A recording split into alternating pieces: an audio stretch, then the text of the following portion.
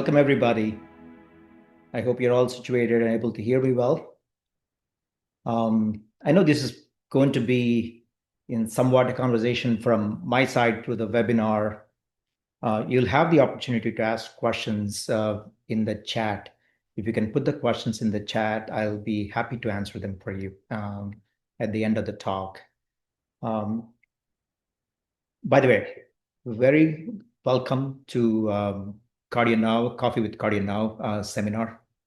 The purpose of why I'm doing this is many of you know me as a physician. I may have been involved in your care, and my specialty is doing angioplasty, stents, putting valves in, and I've taken care of heart disease in multiple ways.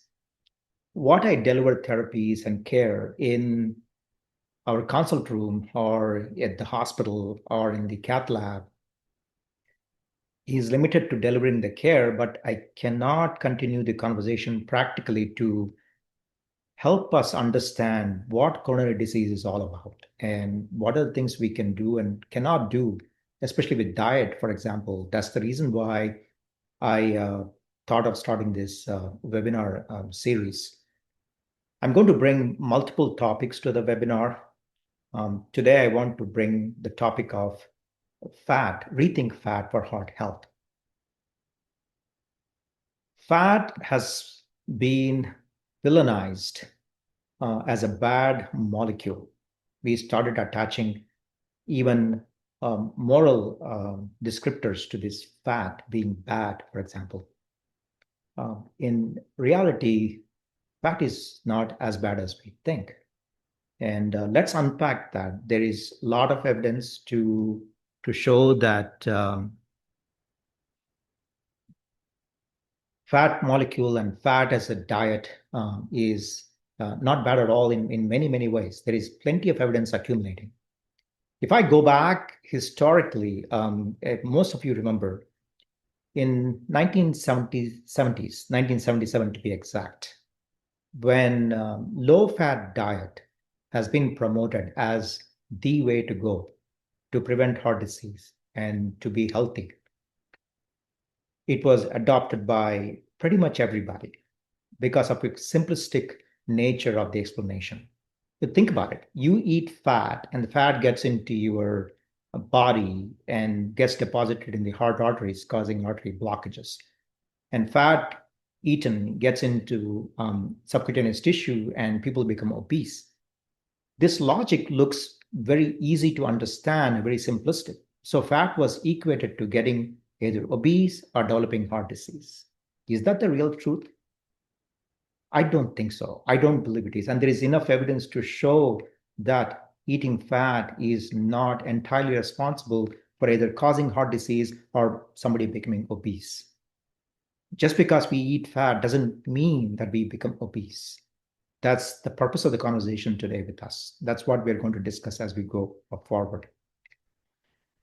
This whole war against fat started in 1970s when low-fat diet was promoted as the way to become healthy.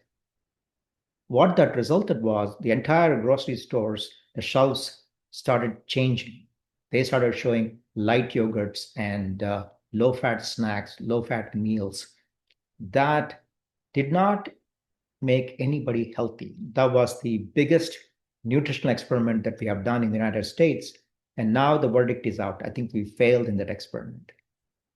In the last 3 to 4 decades, what has become is this low-fat diet and actually a crusade against fat resulted in making more people diabetic, more people obese, more people developing prediabetes, and more people developing heart disease. As we reduce the fat in the food content, what happened in return was the carbohydrates increased in our diets.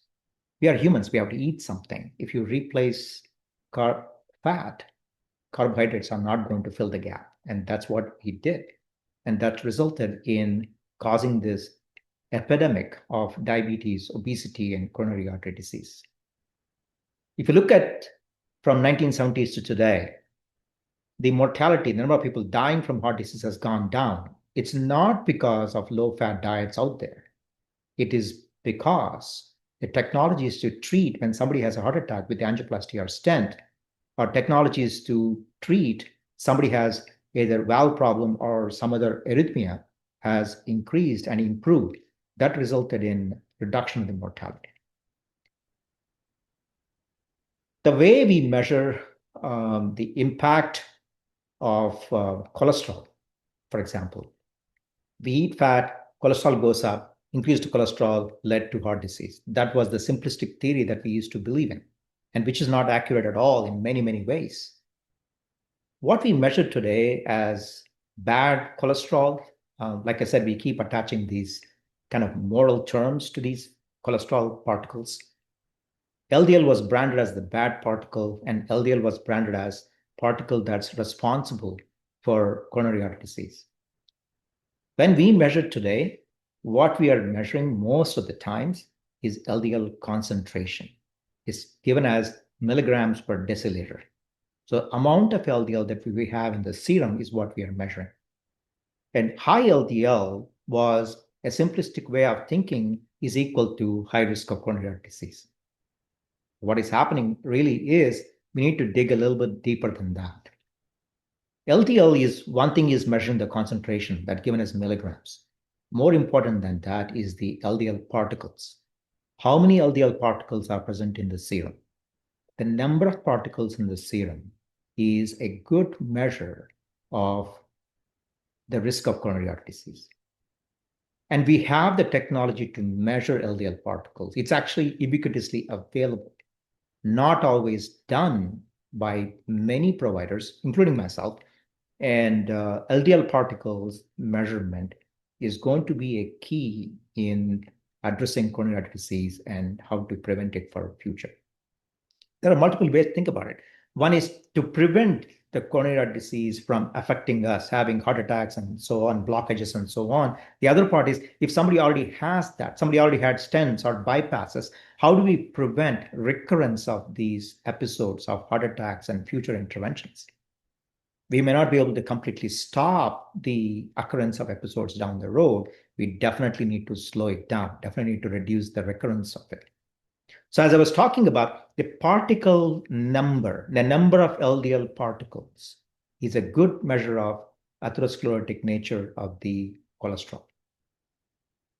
So one of the things that we have to do is to reduce the LDL particle number.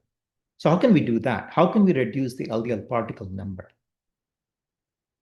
It starts not by looking at the labels on foods and then eating low-fat diet. It's not about that. It's about what kind of fat we can eat and we should not eat.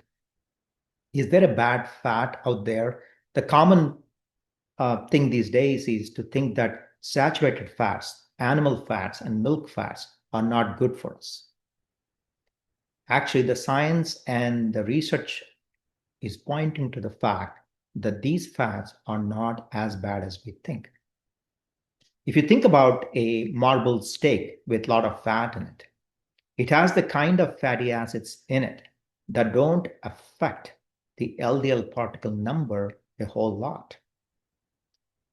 The second part of the equation here is these LDL particles are not only the particle number, it also the particle size matters. What I mean is these LDL particles can be fluffy, like large, soft balls, and dense, small bullets.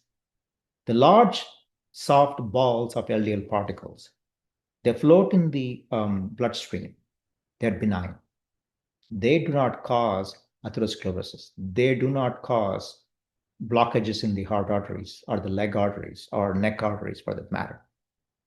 Small particles that are dense and small, they're atherogenic, meaning they enter the cells, they undergo what is called oxidation, they form atherosclerosis, they form the plaque, and they form the blockage. The difference between the large particle and the small particle is important to understand because foods we eat will enable the formation of smaller particles versus larger particles. If we eat the right kind of fat, we can possibly change the small particles to large fluffy particles that are benign to us. So think of it this way.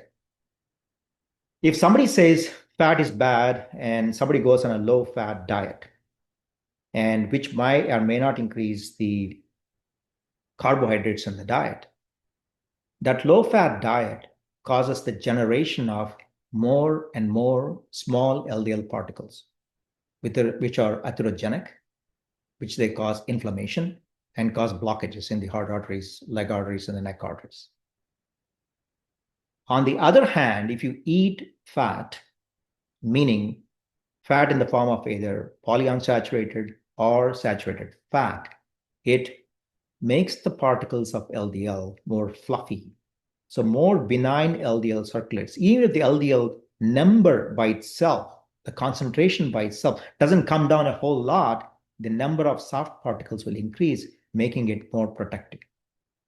That is the reason why you will see patients that have high LDL concentration, their LDL numbers are high, cholesterol numbers are high, but still they don't have heart disease because their particle size and particle numbers are different than people that have the coronary heart disease.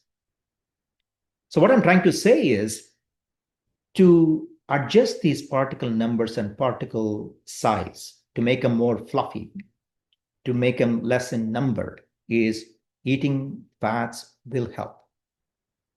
So how much fat is the amount you should eat? What is the right amount of fat to eat? It is difficult to prescribe a diet to anybody because diet is very individualized and it's very personalized. And you may like something and your partner may like something else, your family may like something else. The purpose of me describing this today is to give you the tools or ingredients with which you can make the recipe that you like, that's most beneficial for your heart health. What I'm trying to tell you also help you to control weight and weight management. It also makes a big difference. I also want to debunk the myth that eating fat causes to become obese, and which is not true at all. And I'll kind of explain to you in a few minutes. If you think about the saturated fat that is probably good for you by making the LDL particles fluffy, so essentially making these particles benign in your bloodstream. Butter is not as bad as you think. Most of the fatty acids in the butter are saturated. And I'm not saying that we need to eat slabs and slabs of butter. What I'm explaining is eating butter in moderation within the construct of calorie containment is beneficial to you. The second one, I'm going to go after one food category after the other. These are dairies, dairy fat, for example, butter, and hard cheeses like cheddar is also a good saturated fat. The fatty acids in these cheeses will make the LDL particles fluffy.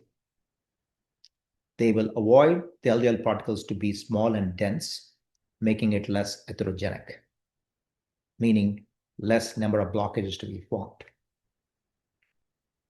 For example, if you think about milk, if you think about this about 2 or 3 decades ago, and skim milk and low-fat milk was the way to go. Everybody would say, I would like skim milk. You go up to a coffee shop and say, I want cappuccino/latte with skim milk. Actually, if you think about it, in the milk, if you remove the fat, in skim milk especially, what is left is lactose. It's nothing but a carbohydrate drink. It's as bad as drinking a Coke with full sugar. So what happens is when fat is taken away from the milk and is left with lactose alone in the milk, this pure carbohydrate drink, there is no temperation or no reduction of the absorption of lactose into the bloodstream quickly. So people develop blood sugar spikes as soon as they drink milk that is devoid of fat. So fat in the milk is really essential to control the absorption of glucose, meaning lactose for that matter, into the bloodstream and to make blood sugar spikes. Blood sugar spikes are not benign at all. If there is one thing that causes us to develop obesity and possibly even atherosclerosis or blockage in heart arteries is these blood sugar spikes. When blood sugar spikes, what comes next is body's response to release insulin to control these spikes. Insulin causes stopping the breakdown of fat. So the fat is not being utilized by the body. Fat cells go into a storage mode. So during these spikes, body tends to accumulate fat, causing somebody become more and more obese. This is one of the reasons why low-fat diets have never really helped individuals either to lose weight or to become any more healthy than they were before. So what I try to make here, tell you here is fat in the milk products is not bad by any standards. There's no real data to prove that milk fat in the form of cheese or whole milk or butter is bad for you. It's actually beneficial. The question of moderation is something that is determined by what you are eating otherwise. Food is always about context. So nobody eats just pure fat or pure protein or pure carbohydrate or fiber. Combining them in the right proportion is the key. So how much fat should you use on a daily basis? 40% of your calories, daily calories, should come from fat. Ideally, these 40% calories from fat should be spread throughout the day, possibly 2 or 3 meals a day, and it should be combined with enough of protein and fiber. What happens when you eat carbohydrates along with fiber? It will reduce the absorption of sugars, delay the absorption of sugars, thereby reducing the number of glucose peaks, and the reduction of glucose peaks have an impact on both heart health and obesity. People lose weight when they do that. That's the reason why reduction of the fat is not essential to lose weight. It's the right combination of fat, protein, and fiber that makes the difference. So milk products are not as bad as we used to think. And there is science to prove and research to prove that milk products are beneficial to us. I want to unwrap and explain about red meats. Most of the times after I fix a heart artery for heart attack or angioplasty, a stent done for a blockage, people ask, can I eat red meat? Answer is yes, you can in moderation. Red meat, when it has the fat it has, like for example, marbled beef, for example, it has some amount of stearic acid that makes the LDL particles fluffy. If you contain the calories, the total calories that one eats, but assigns 40% of those calories towards meat with fat, that's absolutely healthy. That is one construct that I really want to both emphasize, and also this new research and new ideas about fat and other things that we eat today, both for weight loss and for coronary disease, changing rapidly. And it's been evolving in the last 10 years. It has become mainstream now that it's quite accepted to eat saturated fat and polyunsaturated fat. The other thing that you hear is Mediterranean diet. Is Mediterranean diet good for you? The answer is yes. If you think about it, Mediterranean diet is not a low-fat diet. Mediterranean diet has nuts, avocados, and olive oil, and other kinds of fish proteins and other meats. It's not low on meats, actually. It's selective to think that Mediterranean diet is devoid of red meat. Absolutely not. Mediterranean diet also has red meat in it, but in moderation. If you think about it, Mediterranean diet has 40% of its composition is from fats. So fats do help in that. If you pick a fat, has it had to be saturated fat, unsaturated fat? People go back and forth between the two. My concept about it is, if you are metabolically healthy, if you are a healthy individual, meaning you are an active person with an active lifestyle, those types of people can definitely afford to eat almost 50% of the total fat as saturated fat, 50% of the polyunsaturated/unsaturated fats. So that is the key difference between who gets to eat saturated versus unsaturated fat. So what I'm explaining is keep the calories, 40% of it from fat, Milk fats are fine. Eating red meat is also fine, but keep in mind to keep the total calorie content within the realm of moderation. Don't expand the number of calories that you eat. You'll be surprised how increasing the fat in the diet without increasing the calories, that's the key, without increasing the calories, will make you lose weight. And that's been shown in study after study, and that's been kind of promoted lately.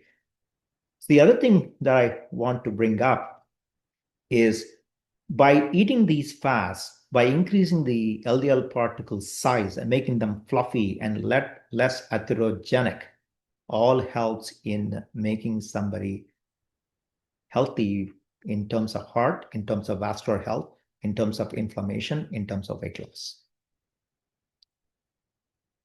See, the other thing that comes to my mind is if you are thinking about cutting the calories, you want to cut down the carbs first and increase the fat content if you like, increase the protein content if you like, increase the fiber content if you like. What is happening when you cut the calories down is you are putting the body in a ketogenic mode. There's a little bit of ketosis going on. I'm not suggesting to be on a ketogenic diet constantly, but being in a low-grade ketogenesis will help body in that kind of a mild starvation mode. It allows for stopping of the gluconeogenesis, which is new sugar formation in the body. It allows the usage of fat inside stored in the body. And that type of diet also helps you to become less inflammatory in many, many ways. So the reason why I'm bringing up that fact is these glucose peaks that happen when you eat have a huge impact on your weight gain, on your atherosclerosis and blockages. So what can be done about it? The way I think about this is, number one is try to eat a diet that's adequate in fat. Mix it with carbs so that the carb absorption is delayed and glucose peaks are also flattened. Mix it with fiber to form a mesh in the gut to allow less absorption of glucose from these carbohydrate-rich meals. The sequence of eating has been shown to be impactful also. If you think about it, if you eat salad/fiber first, it forms a fibrous layer in the stomach and the duodenum where most of the absorption is happening.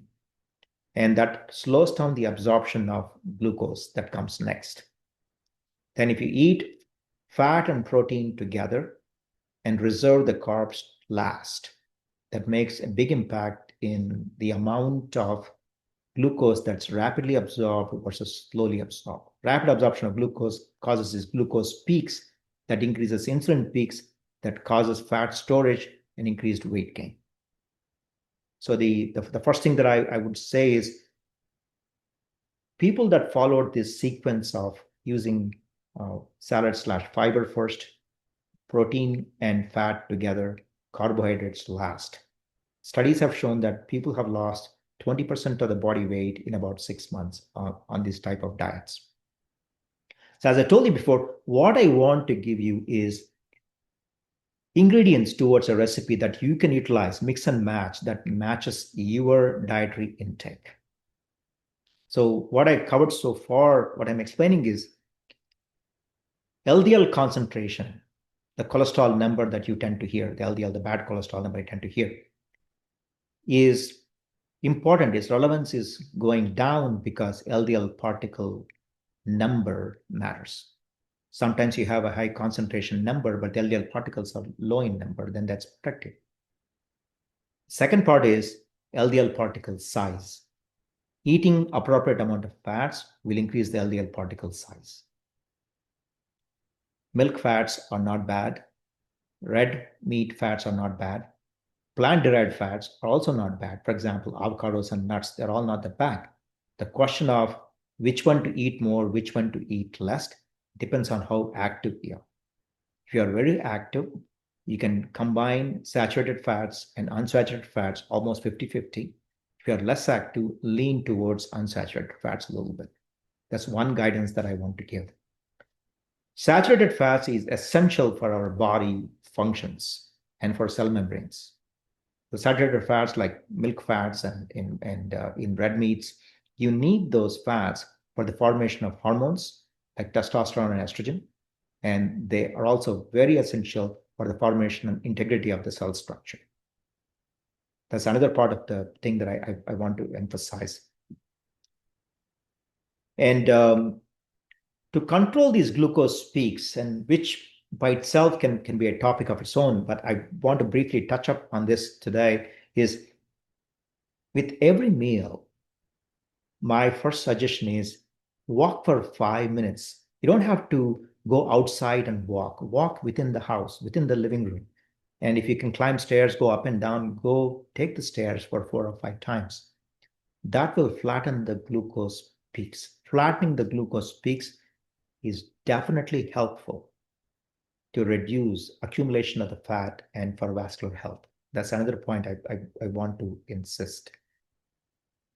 So what I'm covering today so far is eating fat will modify the LDL particle size in a beneficial way. Eating fat along with the carbs and protein is ideal way to do it. And don't think that fat will make somebody obese. Fat doesn't make fat.